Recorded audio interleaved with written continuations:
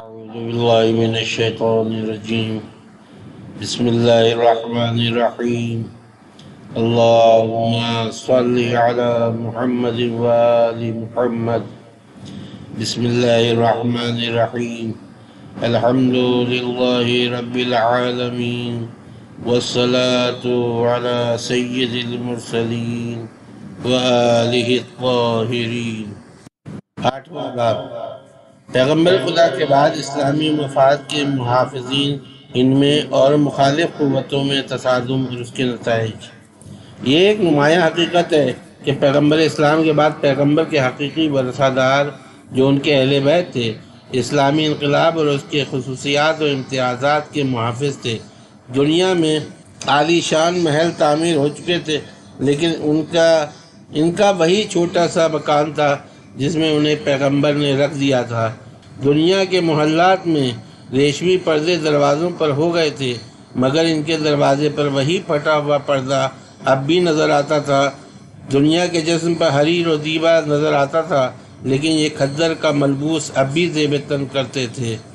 دنیا مفتوحہ ممالک کی دولت سے چین کرتی اور عیش و عشرت میں زندگی گزارتی تھی، مگر یہ اب بھی اپنے ہاتھ کی محنت سے روزی کھانا اور مال حلال کی تلاش کرنا اپنا فرض سمجھتے تھے، اور جو دولت بھی ملتی اسے غریبوں، مسکینوں، بیواؤں اور یتیموں کی نذر کر دیتے، اور اس بنا پر ان میں اور اس کے متوازی دوسرے انقلاب کے علمبرداروں میں کشمکش لازمی تھی۔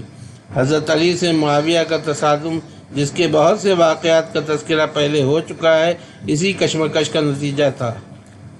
اس میں کوئی شک نہیں کہ اس وقت اور اس کے علاوہ جب کبھی بھی مقابلہ پڑا ہے، دنیا میں آل رسول کے ساتھی کم نکلے، اور یہ سلسلہ ہمیشہ جاری رہا۔ اس کے وجوہ اقتصادی بھی ہیں اور سیاسی بھی، نفسیاتی بھی اور نسلی بھی۔ یہ پہلے معلوم ہو چکا ہے کہ اسلام قدیم امتیازات کو مٹا کر مساوات کا پیغام لے کر آیا تھا، اور اس نے امتیاز صرف فرائض انسانی کی زیادہ سے زیادہ بجاوری کی بنا پر قرار دیا تھا۔ مشترکہ دولت جو مال غنیمت سے حاصل ہوتی ہے، اس کی اس طرح تقسیم کہ جس میں جانبداری اور عدم مساوات پیدا ہو جائے، اسلام کے اصول کے خلاف تھی، اور اسلام کے سچے محافظین اس کے قریب نہ جا سکتے تھے۔ اس لیے آل رسول کے لیے یہ ممکن تھا کہ وہ خزانے میں روپیہ جمع کر کے دولت مند بنے، اور خصوصیت سے ان لوگوں کو زر و جواہر سے مالا مال کرے جن سے ان کو اپنے اقتدار کے قوی بنانے میں فائدے کی امید ہو۔ یہاں تو یہ عالم تھا کہ حضرت علی ابن ابی طالب جو کچھ بیت المال میں آتا ہے روز کا روز تقسیم کر دیتے ہیں، اور پھر بیت المال میں جھاڑو دلوا دیتے ہیں، اور وہیں پر نماز پڑھتے ہیں کہ وہ زمین خدا کے یہاں گواہی دے کہ علی نے مسلمانوں کے مال کے پہنچانے میں مستحق لوگوں تک دریغ نہیں کیا۔ اصفہان سے مال آتا ہے، اس وقت اتفاق سے 7 آدمی صاحب استحقاق موجود ہیں۔ آپ نے تمام مال کے برابر سے 7 حصے کر دیے، اور ایک روٹی بھی اس مال میں نظر آ گئی تو اس کے بھی 7 ٹکڑے کر کے ہر حصے میں ایک ٹکڑا رکھ دیا۔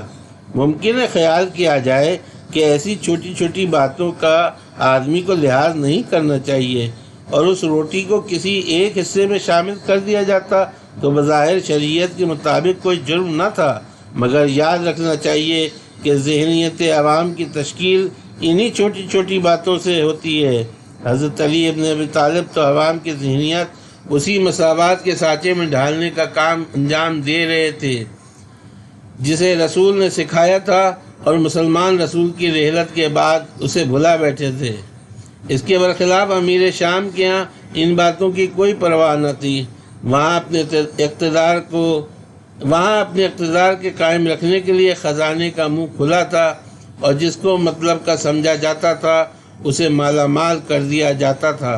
پھر لوگ جو امتیازات کے عادی ہو چکے تھے ان کا ساتھ دیتے یا ان کا۔ دنیا کی تو یہ حالت ہے کہ چاہے ملے ملائے کچھ نہیں، لیکن اگر معلوم ہو کہ کسی کے پاس روپیہ بہت ہے اور خزانے میں دولت جمع ہے تو یہی اس کا اثر قائم ہونے کے لیے کافی ہوتا ہے۔ اور اس طرح اس کی ساکھ قائم ہو جاتی ہے۔ یہاں حضرت علی کی یہ کیفیت کہ ممبر پر اپنی تلوار کے فروغ کا اعلان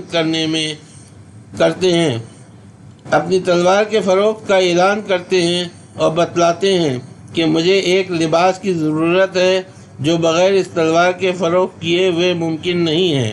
عبدالرزاق محدث نے اس روایت کو نقل کر کے لکھا ہے کہ یہ اس حالت میں تھا کہ جب سوائے شام کے تمام عالم اسلام کی سلطنت آپ کے قبضے میں تھی۔ ہر ایک حریص شخص سمجھتا تھا کہ جس کے پاس خود اپنے لباس کے لیے روپیہ نہ ہو، اس کے پاس ناحق کسی دوسرے کو دینے کے لیے روپیہ کہاں ہو سکتا ہے۔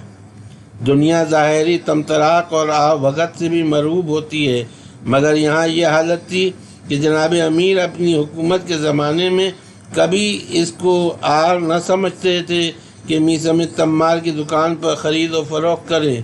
بازار میں کمبر کو ساتھ لے کر گئے اور 2 پیراہن خرید کیے، ایک 7 درہم کا اور ایک 5 درہم کا۔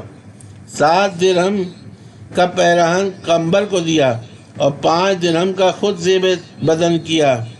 کمبر نے کہا یہ زیادہ قیمت والا آپ نے، کوئی اور ہوتا تو وہ ایسا کرتا تو شاید جواب دیتا کہ میں مساوات پھیلانے اور غلاموں کا درجہ بلند کرنے کے لیے ایسا کرتا ہوں۔ علی کا مقصد یقیناً یہی تھا، لیکن اگر یہ جواب دیتے تو اس میں خود عدم مساوات کا پہلو مضمر تھا۔ سننے والے کو احساس غلامی ضرور پیدا ہو جاتا، اس لیے آپ نے ایسا جواب دیا جو اپنے بچوں کو دیا جاتا ہے۔ فرمایا کمبر تم نوعمر ہو، تمہیں وہی پیراہن اچھا معلوم ہوتا ہے، میرا کیا، میں یہی پہن لوں گا۔ ان باتوں کی قدر اہل دنیا کہاں کر سکتے تھے اور ان کے دل پر ان باتوں کا اثر کہاں قائم ہو سکتا تھا۔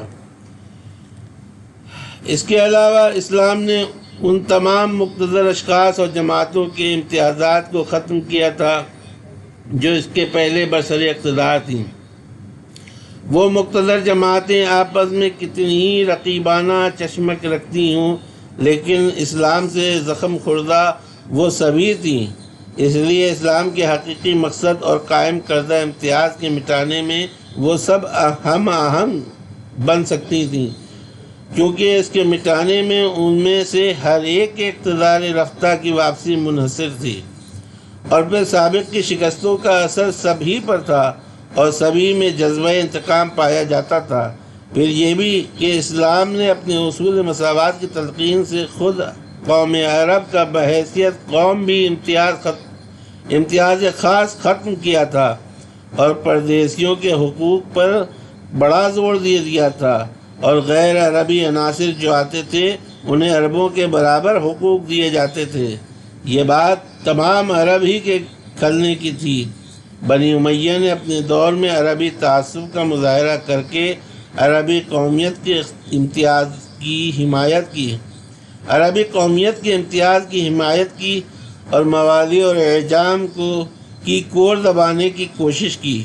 چنانچہ اس دور کی امتیازی خصوصیات میں سے یہ ہے کہ عرب اور غیر عرب کا سوال پیدا ہو گیا۔ بنی امیہ کی اس سیاسی روش کا قدرتاً یہ نتیجہ ہونا چاہیے تھا کہ عرب زیادہ تر بنی امیہ کے طرفدار ہو جاتے۔ بنی ہاشم اسلامی اصول کے حامی ہونے کی وجہ سے عربی قومیت کے اس جذبے کی طرفداری نہیں کر سکتے تھے، اس لیے عرب کی جانبداری کا پہلو ان کا کمزور تھا۔ اس کی تصدیق اس سے ہو سکے گی کہ اس کے بعد جب بنی امیہ کے خلاف ہاشمیین یعنی بنی عباس وغیرہ نے علم بلند کیا تو ہاشمیین کا ساتھ دینے والے موالی اور عجم زیادہ تھے۔ بنی ہاشم کے قدیمی روایات اور سیادت و شرافت کے امتیاز کی وجہ سے عرب خاندانوں کو ان سے پہلے ہی حسد و عناد تھا، اس لیے نسلی تعصبات بھی مخالفت پر آمادہ کرتے تھے اور عرب میں قبائلی نظام بڑی قوت کے ساتھ قائم تھا۔ ہر قبیلے کے سرگروہ اور بڑے افراد اپنے جذبات کی بنا پر جس راستے پر جاتے تھے، عوام اور پست افراد اہل قبیلہ بھی انہی کی پیروی کرتے تھے۔ کیونکہ عوام کا کوئی نظریہ نہیں ہوا کرتا، وہ لیڈروں کے پابند ہوتے ہیں اور لیڈر زیادہ تر جذبات کے شکنجے میں قید ہوتے ہیں۔ انہی باتوں کا نتیجہ تھا کہ آل رسول کے مقابلے میں ان کے مخالفین کی تعداد زیادہ رہتی تھی۔ وآخر دعوانا ان الحمد للہ رب العالمین۔